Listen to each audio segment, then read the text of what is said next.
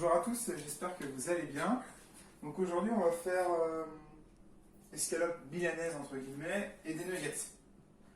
Donc on va paner à l'anglaise, donc c'est un mode de préparation qui s'appelle comme ça, donc paner à l'anglaise. Donc on va tremper dans de la farine ou de viande. Donc moi j'ai utilisé de la dinde, on peut utiliser du veau, du poisson, des crevettes, ça marchera avec tout un tas d'aliments, même avec des légumes. Donc farine. Après, on va faire un mélange d'œufs, d'huile, de sel et de poivre. On va venir tremper ça dedans. Et après, on va venir tremper dans une chapelure. Donc, dans la chapelure, à la base, l'escalope milanaise, c'est parmesan et chapelure. Donc, moi, là, j'ai mis des petits épices. J'ai pas mis de parmesan. J'ai mis des petites herbes, des petits épices. J'ai mis de l'épice mexicain. On peut le faire avec du curry, avec du curcuma, du paprika. Des herbes en tout genre, des épices en tout genre, c'est vraiment très libre. Donc, on va casser nos œufs.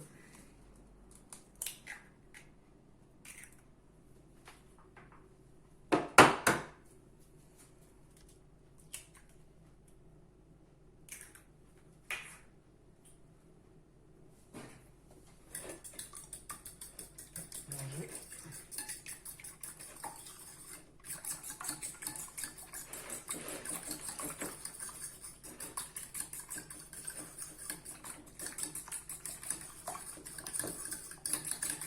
Là, on va mettre un peu d'huile.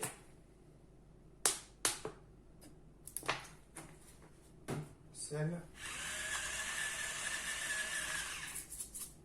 Et poivre. Après, pareil, on peut encore là, tout est possible encore une fois, on peut faire ce qu'on veut. On peut mettre des épices.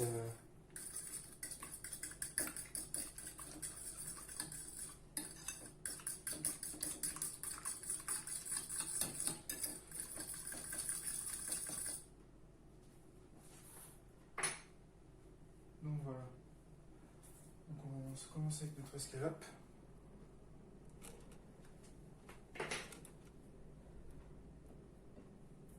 On va bien fariner.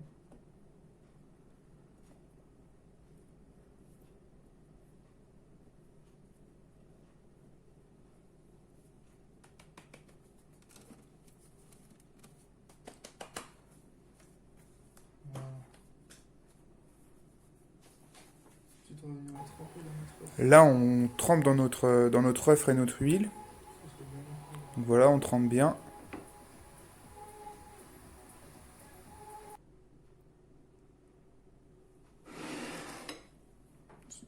Légèrement, on va tremper dans notre chapelure. On trempe dans la chapelure. Donc voilà, on met bien dans notre chapelure.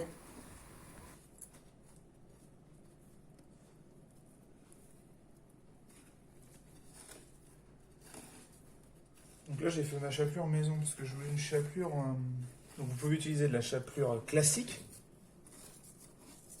Il y a aussi une chapelure qu'on voit de plus en plus dans le restaurant, dans le commerce. C'est la chapelure panko, pardon. C'est une chapelure asiatique, donc qui pompe moins le gras et qui a un rendu plus croustillant. Elle est beaucoup moins fine. C'est ce que j'ai essayé de reproduire. Donc j'ai fait avec du pain de mie. Je l'ai passé au four, je l'ai séché, puis je l'ai broyé grossièrement dans un torchon. Donc on aura une chapelure plus croustillante. Donc voilà pour l'escalope. Et puis après on va... toutes mes pièces de viande sont panées donc. On peut le voir. Donc après vous pouvez les cuire dans une poêle avec de l'huile et du beurre. On peut aussi cuire ça en friteuse. Surtout pour les... Si vous faites avec des crevettes en friteuse, ça marche très bien, c'est super bon. Vous faites un petit guacamole à côté. Pour l'apéritif, c'est nickel.